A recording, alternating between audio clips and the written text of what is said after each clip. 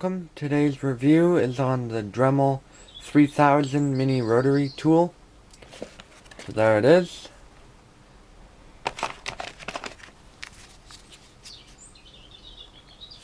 So mine came with this little bag and a few accessories, and then I bought this separately. So this is called the mini rotary tool, but I would say Dremel is kind of like skill saw or shop vac or sawzall.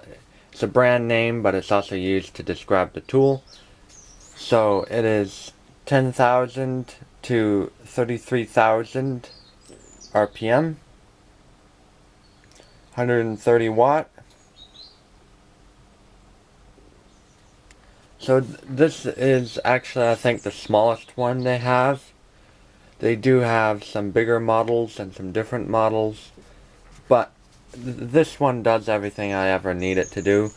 The Dremel is kind of a tool that I don't really use it a lot, and when I do use it, it is really just to use the cut-off wheels in places where I can't get a normal tool.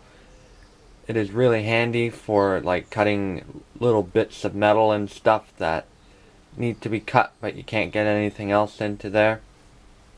I also do occasionally use it for a little bit of wire wheeling, but it really is only for very small wire wheeling projects, because these use up pretty quickly. Part of that may be that when I use these, I use it on the maximum speed, and looking at this brochure I have here, it says 15,000 max, so perhaps I'm just spinning them too fast, but they still use up pretty quickly. However, they are handy. So other things you can do with it is obviously you can do little bits of sanding with it, and you can grind stuff and sharpen stuff with it.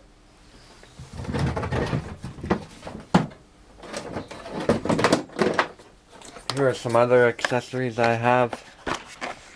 So like there's grinding wheels, and then there's these little things that can be used to shape wood and metal and stuff.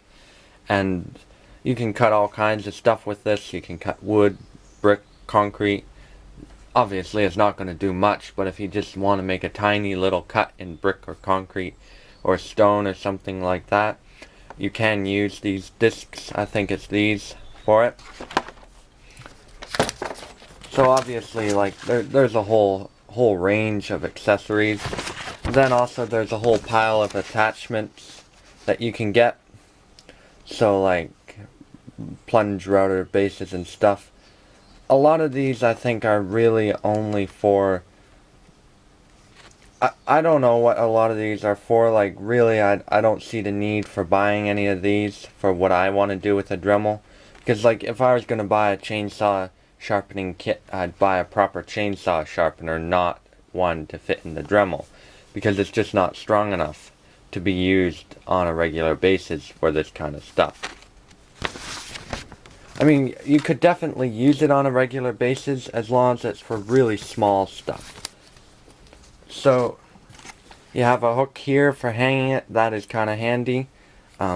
This has a slide switch, so this is the variable speed and the on-off switch. I really like this one. I had a Dremel before that kind of had a switch that you just had to push, and then you could lock it, but it never really locked, and it was spring-loaded, so it was a really annoying switch to use. This one you just turn it on, and it stays on. So you have a little brake up here for changing the accessories, and obviously the wrench comes with it. And then there's also different chucks you can, I think this one you can put different chucks in. Although this one the kit I got only came with one chuck. So then you can take this dust shield off. Well, you have to take the chuck off first, but that is to put accessories like the flexible shaft on.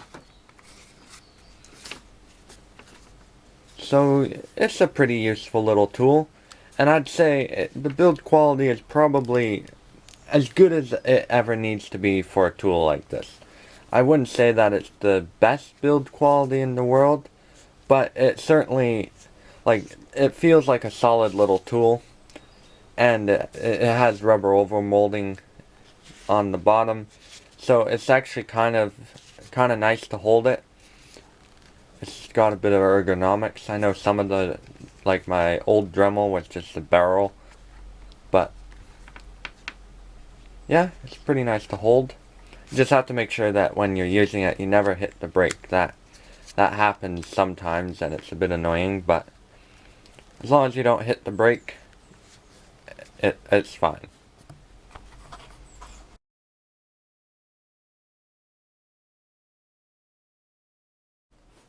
Put the flexible shaft on. It's a bit of a, it takes a few minutes to do. I would say that if you are going between using it as a handheld tool and using it with the flexible shaft, for the price of these things, just buy 2 of them. So the flexible shaft is greased. It probably would be a good idea to re-grease it occasionally. So first you have to screw that on.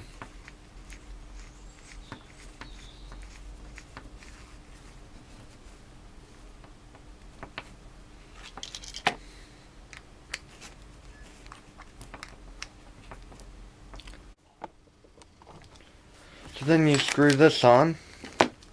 Kind of have to work it back and forth to get the end to this end to reconnect. So then you just screw that on. Then on this end, take your the jaws. That's what the jaws look like. And you put the chuck on. And you do have another brake for the Dremel up here. So rather than having to use this brake, you can just use this brake. And then you can put an accessory in there and go to work. So I made this stand to hold the Dremel while it's got the flexible on it. It actually could be a little taller. They do sell a stand, but I just made this out of a little bit of wood, and then I just clamp it down and it works fine. So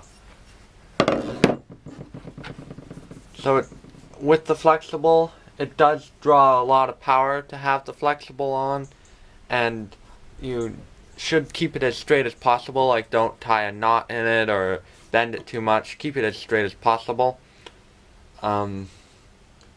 So yeah, here it is running. So I'll start the speed slowly and move it up.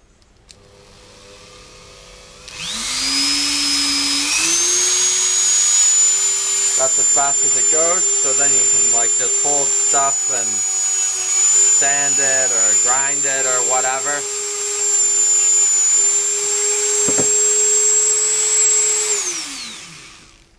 So it's pretty handy because most of the time when you're doing delicate stuff, you kind of want to hold it and work on it at the same time, because clamping it in a vise would just be too hard on it. So this is definitely one accessory that I say is most certainly useful to have. And actually, this Dremel one is a lot better because I've had 2 other flexibles from cheap knockoff mini rotary tools, and they never lasted more than a few minutes. Whereas this one I've used more than a few minutes already, and it seems to be quite a well-made flexible compared to the other ones. Also, the cheap flexibles for my other mini rotary tools, the cheap knockoff ones, I noticed that they took a lot more power, like they did not want to turn, whereas this one actually does turn inside and doesn't burn the motor out. So, and when you're using this tool, although it is a small tool and you might think, it's harmless, I would definitely recommend wearing safety glasses and a visor, especially when using like the little cutting wheels, and the little wire wheels, because these little wire wheels tend to fall apart really quickly and they sling all the little wires at you.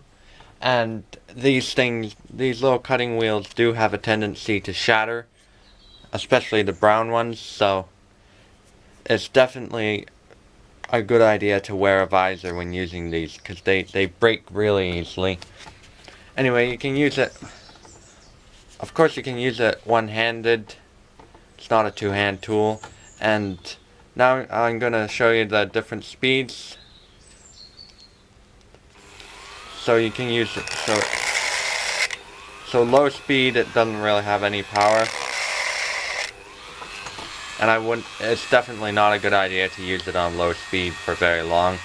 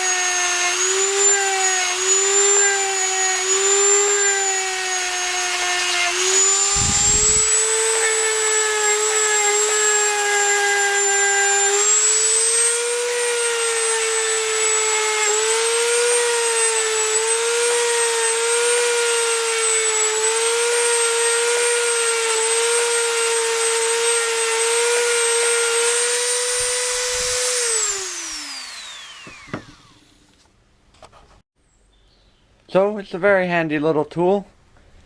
It doesn't really have many dedicated usages in my workshop, other than when no other tool is going to fit, I get this out, and it is most often a lifesaver. So it is very handy. Although I don't use it much, I would definitely not want to not have one, because like I said, it's very useful. It's definitely a good idea to buy the genuine Dremel brand rather than the cheap knockoff ones, because it is not that much more money and it is far superior to the knockoff ones. I had a knockoff one and it was okay, but like compared to this one, it was not that great, and it did eventually stop working. Whereas these things seem to last quite a while. And like I said, they have different sizes, and I also think that Dremel has a battery-powered one, and also Bosch and Milwaukee have a battery-powered ones, but the battery-powered ones are so expensive that unless you're going to be using it all the time, or whenever you need it, you don't have any access to electricity, it's just get a corded one. But yeah, it's a really handy little tool. So, thank you for watching, and I will see you next time.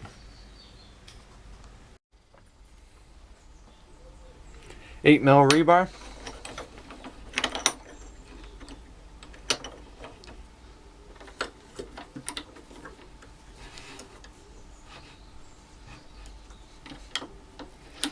This vise is pretty handy for doing small stuff too.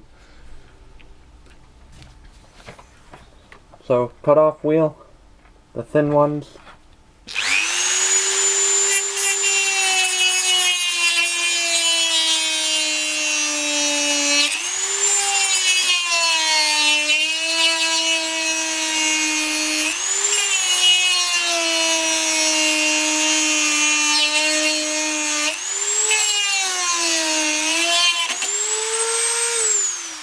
See, they break pretty easily.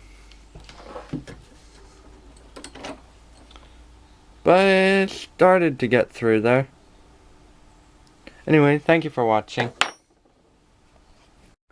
This is brass. Let's see if it will cut this a little faster.